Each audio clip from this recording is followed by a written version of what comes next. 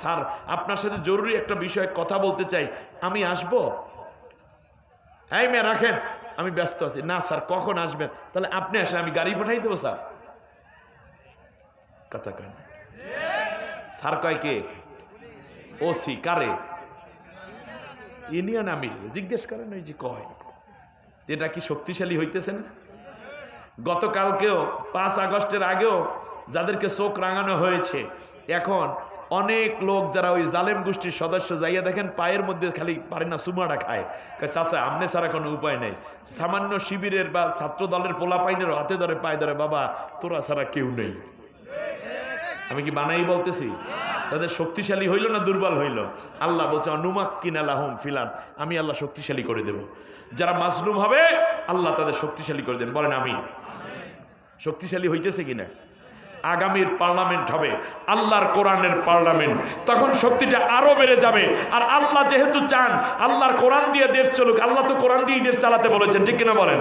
তাই মাজলুম এবং আল্লাহর চাওয়া দুইটা পূর্ণ হবে বাংলাদেশ যদি আল্লাহর কোরআনের রাষ্ট্র পরিণত হয়। সেই জন্য আল্লাহর ইচ্ছা পূরণ এবং কোরআনের বিধান কায়েমের যেই আহ্বান আসবে, সেই নেতাকে আমরা সমর্থন দিয়ে পার্লামেন্টে পাঠিয়ে আল্লাহর কোরআনের আইনের পক্ষে কাজ করতে যারা রাজি, দুইটা হাত দুটো করে আল্লাহকে দেখা।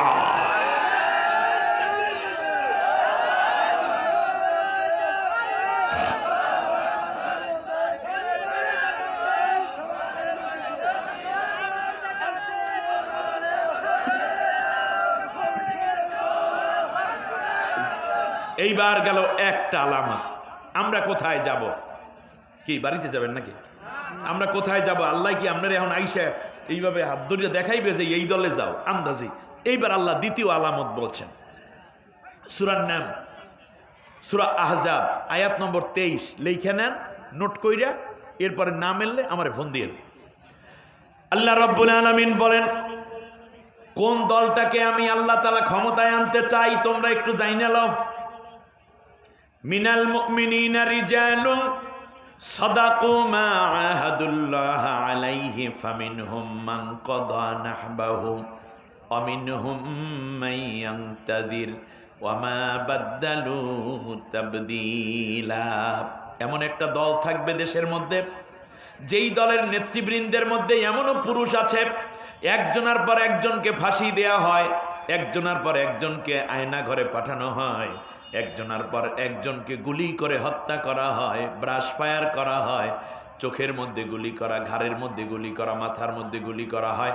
একজনের পর একজনকে রায় দিয়ে দিয়ে জেলের ভিতর ঢুকায়, ফাঁসির লাশ নামায়, আবার আর একজনকে কালকে দেবে। কিন্তু তারা একদিন শপথ করেছিল, এই দৃশ্য দেখার পরেও তারা বলেছে আমার নামাজ, আমার কোরবানি, আমার জীবন, আমার মরণ আল্লাহর জন্য। এই শপথ নিয়ে তারা একদিন কোরআনের আইন বাস্তবায়নের জন্য ময়দানে নেমে পড়েছিল।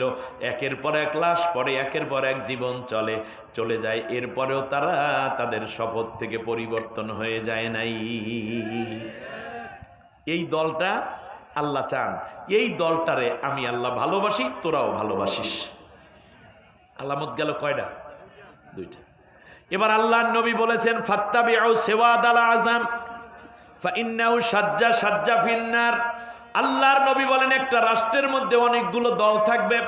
কেউ ইসলামের বিধান কায়েমের জন্য একাধিক দল থাকতে পারে, তবে মনে রেখো যেই দলটা দ্বারা খুব তাড়াতাড়ি ইসলাম কায়েম করা সম্ভব, যেই দলটা সবচেয়ে বড়, ফাত্তাবিউ, তোমরা অনুসরণ করো সিওয়াদাল আযাম, সবচেয়ে বড় দলটা, যেই দল দ্বারা তাড়াতাড়ি ইসলামী হুকুমত কায়েম হয়ে যাবে, যেই দলে ডাক্তার আছে, ইঞ্জিনিয়ার আছে, যেই দলের মধ্যে পুলিশ আছে, যেই দলের এমপি হতে পারে এই রকম লোক আছে, প্রত্যেক ইউনিয়ন চেয়ারম্যান এবং ওয়ার্ডের মেম্বার হতে পারে, এমপি হতে পারে, সচিব হতে পারে, ডাক্তার হতে পারে, গবেষক হতে পারে, ইমাম হতে পারে, খতিব হতে পারে, পুলিশ, র্যাব, গোয়েন্দা, এমনকি তাদের বিভিন্ন রকমের, তোমরা ব্যারিস্টার দেখবা, আইনজীবী দেখবা, এই রকম সবচেয়ে বেশি আগাইয়া রইছে যেই ইসলামী দলটা, ও দেশের পীরেরা, ও দেশের অন্যান্য দলেরা।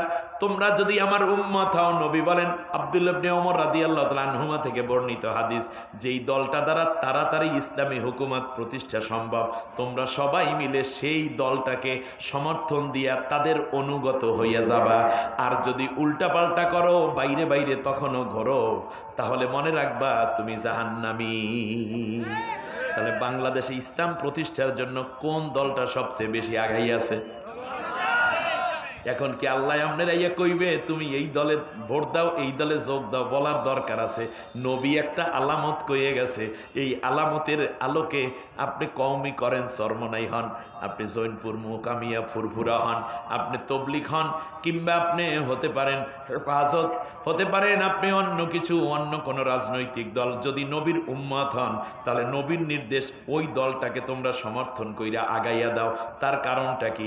এই মুহূর্তে যদি আল্লাহর কোরআনের আইন কায়েম হয়ে যায়, এই রাতে যত মদের দোকান আছে এখানে গিয়ে 1 লাখ মানুষ সারা বাংলাদেশে মদ খাইতো, আইন করা হয়ে যাইতো মদ হারাম, এই 1 লাখ মানুষ মদ খাওয়ার গুনাহ থেকে বাঁচা যায়। এই রাতে বাংলাদেশে প্রায় 2500 ফোরস কোয়ার্টার আছে, বেশ্যালয় আছে, যার মধ্যে 4.5 লক্ষাধিক নারী কর্মী আছে, তাদেরকে বলে যৌন কর্মী। লিস্টও আছে সরকারের কাছে। এই 4 লক্ষ নারীর কাছে আজকে কমপক্ষে 4 লক্ষ খদ্দর যাবে। ওই নারীটাও জাহান্নামী, যারা যাবে তারাও জাহান্নামী। ইসলামী রাষ্ট্র যদি এখন কায়েম হয় রাত 1টার সময়, আপনারা বলুন তো দেখি ফোরস কোয়ার্টার খোলা থাকবে না বন্ধ হবে? তাহলে 8 লক্ষ মানুষের জেনার গুনাহ বন্ধ হয়ে গেল। আর এখন যদি ইসলামী হুকুমত কায়েম হয়, অর্ডার হয়ে যাবে কালকের থেকে স্কুল কলেজ ইউনিভার্সিটি সব জায়গায় নারীরা পর্দা করে যাবে, সব নারীরা পর্দানশীল হবে। আপনার গুনাহ হলো না সওয়াব হলো? শুধু তাই নয়, আইন হয়ে যাবে কেউ ফজর ওয়াক্তে ঘুমাইতে পারবে না, সবাই মসজিদে যেতে হবে। আপনার ছেলে, আপনার মেয়ে, আপনার স্ত্রী, আপনার চাচাতো ভাই, আপনার প্রতিবেশী যারা আছে সবাই নামাজি হয়ে যাবে। মসজিদগুলো মুসল্লি দিয়া ভরে উঠবে। আমার ভাইরা বলুন তো দেখি, ইসলামী হুকুমত কায়েম হলে একদিকে ন্যাকের রাস্তা বেড়ে যায়, গুনার রাস্তাটা বন্ধ হয়ে যায়। আপনার মোরামুরির কারণে, সিদ্ধান্তহীনতার কারণে যদি আরো একটা টার্ম কোরআন সংসদে যেতে না পারে, ওই একটা টার্মে যত গুনাহ হবে, আপনার এই ঘাটতারামির ওই মানুষের গুনার একটা অংশ আপনার আমলনামায় আসবে। আর যদি আল্লাহর দয়ায় ঝুঁকি নিয়ে হলেও সাহস নিয়ে যদি আগামীবারে আল্লাহর কোরআনকে বিজয় দিয়ে দিতে পারে, তাহলে 1000 গুনাহমুক্ত হবার যেই ন্যাক এবং 1000 ন্যাক কাজ করার যত সওয়াব এই জাতি করবে, তার একটা অংশ আমার আপনার আমলনামায় আল্লাহ সাদগায়ে জারিয়া হিসাবে দিয়ে দিবে। এজন্য নবী বলেছেন, ফাত্তাবিউ সিওয়াদাল আযাম, সবচেয়ে বড় দলটারে সমর্থন দিয়া দাও। আর যদি তখনও তোমরা সিদ্ধান্তহীনতায় ভোগো কিংবা ফতুয়াবাজি করো, অথবা যদি তোমরা বাড়াবাড়ি করো, তাহলে মনে রাখবা উম্মত, নামাজ পড়ো, রোজা রাখো, হজ করো, যাকাত দাও, দাড়ি রাখো, যা করো না কেন, আমি ঘোষণা করে দিলাম তুই জাহান্নামী। তাহলে সবচেয়ে বড় দল হিসাবেও আমাদের এই দিকেই যাওয়া দরকার, ঠিক কিনা বলেন? আল্লাহ আমাদের সবাইকে কবুল করুন, বলেন আমিন।